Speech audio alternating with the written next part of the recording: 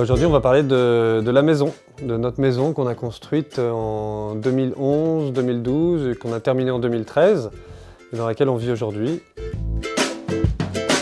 Alors en 3 mots, c'est une maison autonome, bioclimatique et naturelle.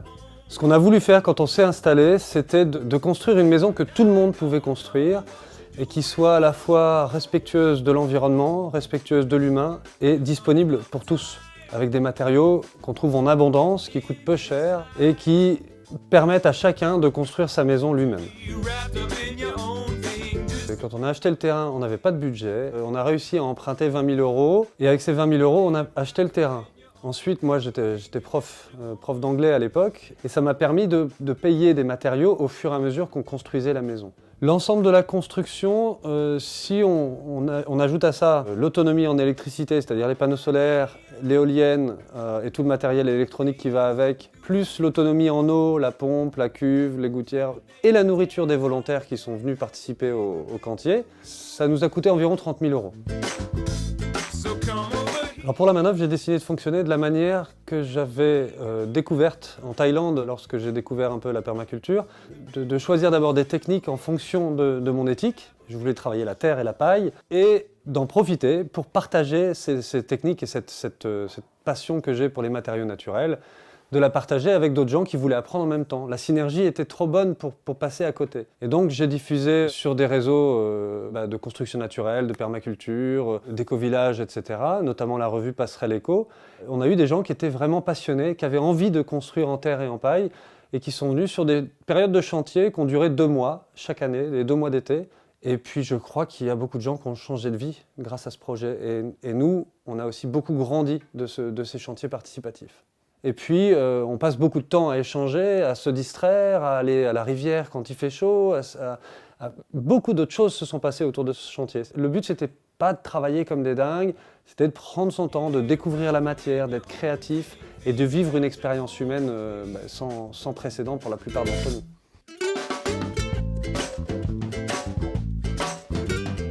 La maison n'est pas connectée au réseau, elle est entièrement autonome en électricité, c'est-à-dire qu'on a un parc de batteries qui est assez faible, 4 batteries de 250 ampères-heure, on a un équivalent 2000 watts de panneaux solaires et 700 watts d'éolien, qui fait un bon compromis puisque quand on n'a pas de soleil pendant 15 jours, les panneaux solaires vont donner peu, l'éolienne elle va tourner, parce qu'en général quand il n'y a pas de soleil, il y a du vent. Et l'éolienne elle a un avantage, c'est qu'elle tourne aussi la nuit.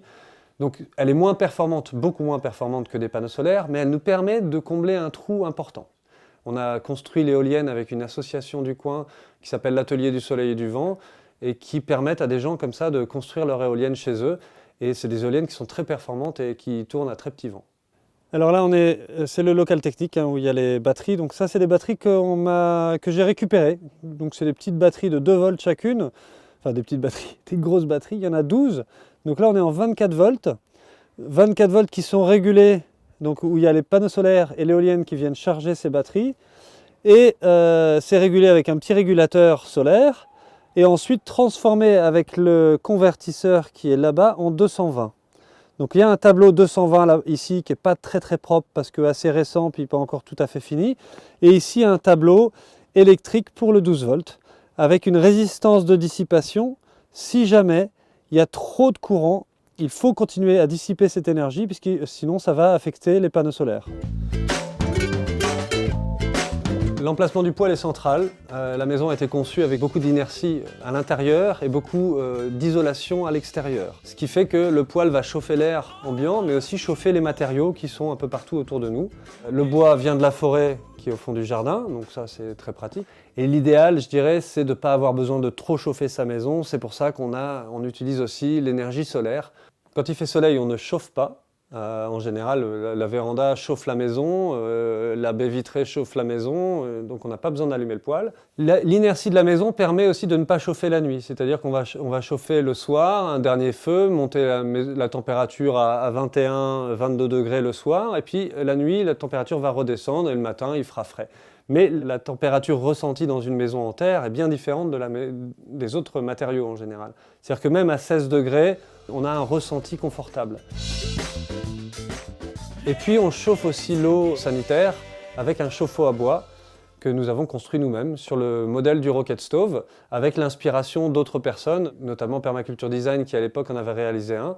Alors, on chauffe le ballon, qui est un ancien ballon à gaz, dont on a retiré le moyen de combustion à gaz dessous, qu'on a remplacé par une chambre de combustion de Rocket Stove, un peu améliorée, qui nous permet d'avoir une combustion performante, c'est-à-dire propre, mais aussi très chaude, qui va chauffer le volume d'eau à environ 70 degrés, et cette eau-là, elle va rester utilisable jusqu'à qu'elle descende en dessous de 40 degrés. À peu près 2 jours d'autonomie en eau chaude, c'est quand on a allumé le chauffe-eau. Et ensuite, l'idéal, ce serait de coupler à ça un chauffe-eau solaire. On a déjà un chauffe-eau solaire pour les adhérents de l'association qui viennent, mais pas sur notre maison. Quand on va changer de chauffage, puisqu'on va changer de chauffage, on va utiliser la technologie Rocket Stove, et vous allez trouver des vidéos sur notre chaîne qui sont liées à ça. On va mettre un poêle très performant et on va construire de la masse autour. Et donc la chaleur ne va pas servir à rayonner et à chauffer l'air, elle va chauffer la masse thermique qui, elle, va chauffer l'air ambiant. Mais de manière douce et diffuse, et aussi de manière plus agréable encore que le rayonnement direct du poêle. Et ça, c'est vraiment important. C'est-à-dire qu'on aura une combustion beaucoup plus efficace et une manière de chauffer beaucoup plus efficace aussi. Et on espère aussi rajouter un échangeur d'eau pour pouvoir chauffer l'eau grâce au poêle qui chauffe la maison. La maison est complètement autonome en eau aussi. Depuis qu'on s'est installé dans la petite maison, les anciens toits à cochons, on avait installé une cuve de récupération d'eau, on a mis des gouttières partout. Et cette eau-là, elle est filtrée à 10 microns pour l'ensemble des usages de la maison. Et on a un deuxième filtre pour l'eau potable qui se trouve sous l'évier avec ce qu'on appelle la microfiltration. Alors, ici, on a la toiture de la maison, la gouttière, la descente de gouttière. On peut filtrer déjà en mettant un petit grillage ici pour éviter les feuilles qui tombent des arbres et qui vont salir. On arrive dans un bassin de décantation et quand le bassin se remplit, l'eau dépose ici toutes les microparticules, les souillures organiques qui sont dans l'eau et le trop-plein de ce bassin de décantation va dans notre cuve. Le trop-plein, il faut toujours un trop-plein à tout stockage d'eau. Le trop-plein va dans une mare de biodiversité. Au-dessus, ici, on a fait une cabane isolée. Il ne faut pas que la pompe gèle.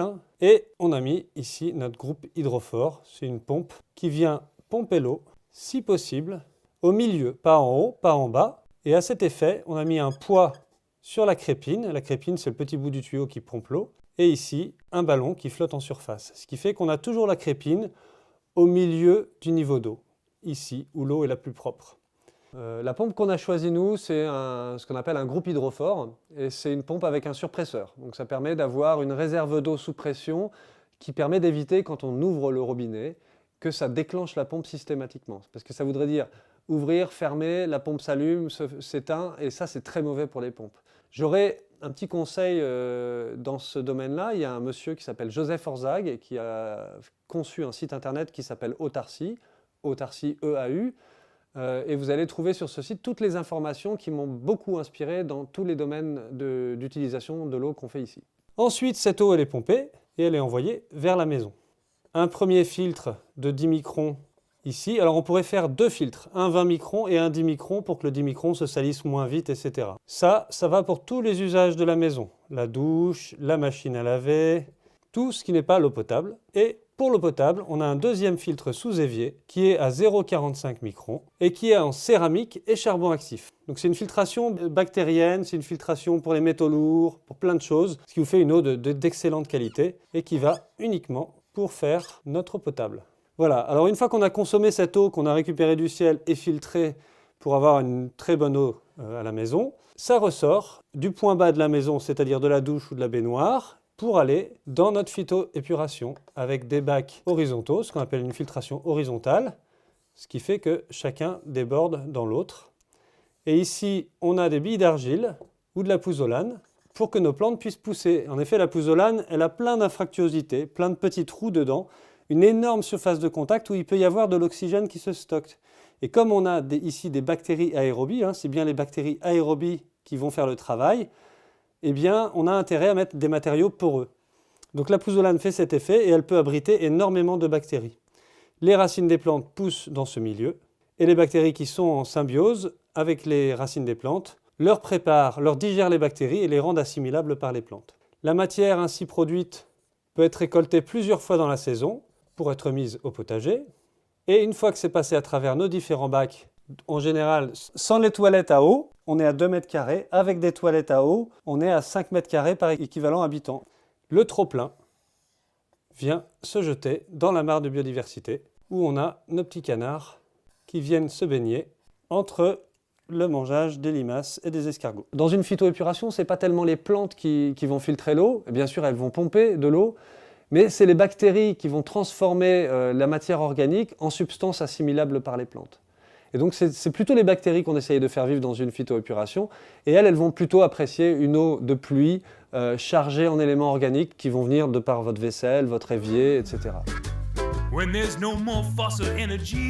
Ce qui allait très bien avec notre mode de vie, c'était l'utilisation des toilettes sèches. Les épurations classiques ne traitent pas bien les phosphates et les nitrates et que nous, on n'a pas envie de participer à cette pollution de l'écosystème. Donc on avait déjà dans l'idée de faire une phytoépuration et pour réduire l'impact ou l'étendue de cette phytoépuration, mais en plus récupérer une matière fécale, mais de qualité excellente puisqu'on mange des bonnes choses ici, on l'a fait composter avec de la sûre qui vient de la scierie du coin et on stocke ça juste pendant 2 ans avant de mettre ça au pied de nos arbres.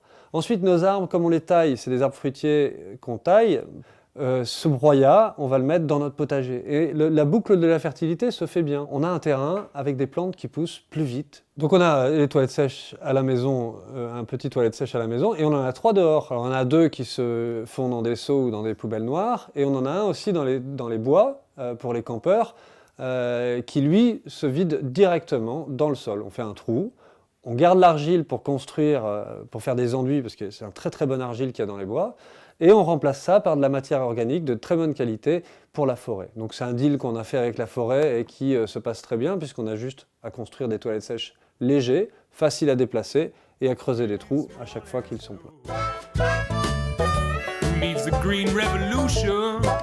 La maison elle est bioclimatique pour plusieurs raisons. D'abord parce qu'elle est très bien isolée. Les bottes de paille font une excellente isolation. À l'intérieur, on a beaucoup de masse thermique, ce qui fait que si la chaleur rentre et qu'elle arrive par le poêle ou le soleil, la masse thermique va agir comme une pile à chaleur. Elle va stocker de la chaleur et la redistribuer dans le temps, soit sur les prochaines 12 heures, soit les prochaines 24 heures, soit d'une saison à l'autre. Elle stocke aussi la fraîcheur de l'hiver pour l'été. Ce qui fait qu'une fois qu'on a chauffé l'espace, comme c'est bien isolé, ça reste et ça reste dans la masse thermique. Et en plus, on a optimisé l'énergie la plus gratuite et la plus abondante qu'on connaisse, c'est-à-dire le soleil, avec 60% de surface vitrée au sud, comme on peut faire sous nos latitudes, et une véranda qui fonctionne aussi très très bien comme accumulateur de chaleur. Il nous suffit d'ouvrir la porte qui donne sur la maison et on chauffe notre maison dès qu'il y a le moins de rayons de soleil.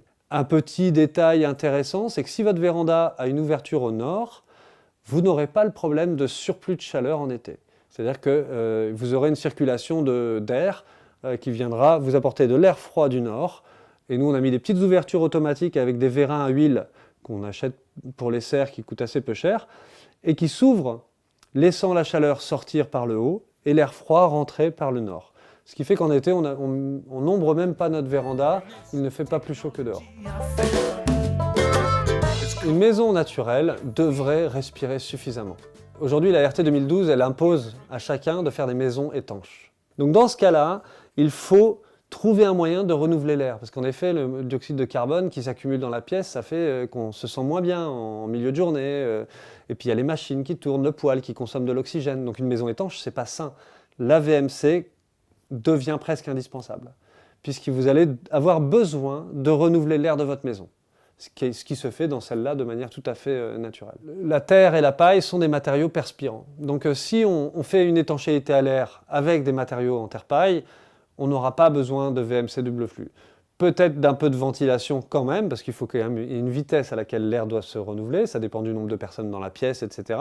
Mais simplement, le réflexe qu'avaient nos anciens, c'est-à-dire tous les matins, on se lève, on ouvre un peu les fenêtres et puis on renouvelle l'air et on referme. Et quand on a une maison avec beaucoup d'inertie, vous pouvez ouvrir les fenêtres, il n'y a pas de problème, puisque l'air ambiant va peut-être refroidir, mais comme vous avez la température qui est stockée dans la masse, À peine vous avez refermé les fenêtres, que la chaleur revient. Elle est là dans la masse, elle n'est pas dans l'air.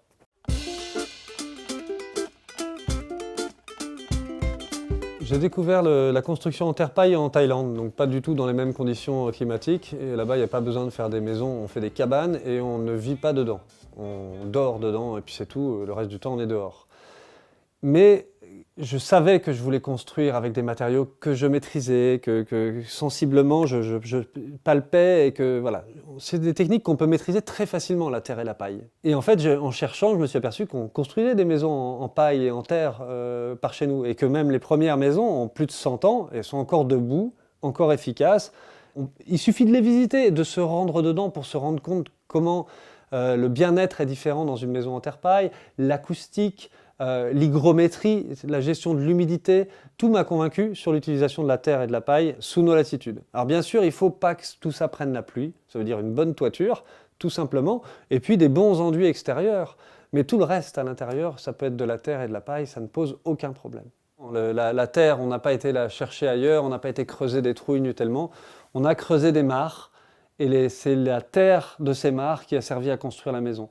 Et du coup, on a des mares sur le terrain qui servent aussi à la biodiversité, puisqu'aujourd'hui, il faut créer des milieux humides, étant donné qu'ils ne se créent plus naturellement. Et donc, on a fait comme ça d'une pierre deux coups, de la mare à la maison. Il y a aussi une technique que beaucoup de gens nous envient quand ils viennent visiter la maison, c'est la technique du béton de terre. C'est ce qui nous a permis de réaliser la dalle de cette maison, donc la dalle primaire, qui est assez grossière et assez maigre. Donc c'est en général très peu de terre, beaucoup de sable. C'est un volume de terre pour 4 à 5 volumes de sable. Et ça, il faut faire des tests, mais c'est très simple. Et ça se coule comme du béton. Très très facile à travailler. Et puis en finition, on a choisi aussi la terre. Il y a certains endroits où les pièces d'eau où on a mis de la chaux, pour éviter justement le développement de champignons, des choses comme ça, en cas de dégâts des eaux, simplement. Et puis dans la salle à manger, dans le salon, on a fait des finitions en terre crue qui sont plus lisses, mieux travaillées. Alors dans le salon, on a choisi quelque chose qui est un peu chronophage, mais dont on est très content, parce qu'on voulait des tomates. Et en fait, les tomates, on s'est aperçu que ce n'était pas dans nos moyens. Et donc on a réalisé des tomates en terre crue. Alors on a fait un moule en bois, bien poncé, bien huilé. Et on a coulé de la terre crue au sol. Avec, bien sûr, dans la recette, un peu plus compliqué, on a mis des ferments, on a mis du crottin de cheval pour avoir de la fibre petite qui agrège tout ça et qui solidifie tout ça. Et donc on a un sol qui est relativement solide, qui est très joli, on est assez content. Et c'est une petite innovation maison. Si on est pressé par le temps, on n'aura jamais d'idées créatives. D'ailleurs, ce qui a fait la plus grosse créativité ici, c'est plutôt la participation des gens de l'extérieur qui disaient « Ah ouais, moi j'aimerais bien essayer de faire ça ». Puis moi je disais « Allez-y, essayez. Si jamais ça ne le fait pas, on tombera puis on recommencera. » Parce que la terre, ça a aussi cet avantage-là, c'est qu'il n'y a pas de prise chimique, c'est une prise au séchage. Ce qui fait que si tu rates, tu casses, tu remets dans un seau, tu remets de l'eau, tu mélanges, et c'est reparti, tu refais ton enduit. On avait cette marge de manœuvre-là et c'est important de la garder. On dit toujours n'habitez pas dans votre maison avant qu'elle soit finie. C'est vrai. Préparez bien le chantier en amont, toutes les étapes. Faites-vous un organigramme de Gantt ou tous les outils qu'on connaît pour bien avoir le chantier préparé et en même temps lâcher prise aussi. Mais de prévoir que pendant le chantier, tous les soirs, vous allez vous poser pendant une demi-heure à réfléchir. C'est ce temps-là, ce temps de déphasage et de recul qui est indispensable tout le temps. Le fait aussi qu'il y ait plein de gens pour échanger, passionnés, convaincus, voilà, tout ça, ce milieu est propice et favorable à la créativité. Alors j'espère que ces petites images et cette histoire-là vous aura touché et que ça vous aura convaincu en tout cas sur l'usage des matériaux naturels, de l'intérêt de construire une maison qui respecte nos 3 éthiques et que c'est abordable pour tous. Et que vous pouvez vous aussi aujourd'hui choisir de passer aux matériaux naturels, de bioclimatiser entre guillemets votre maison et de choisir des stratégies qui sont adaptées à un respect de l'environnement et au respect de l'humain.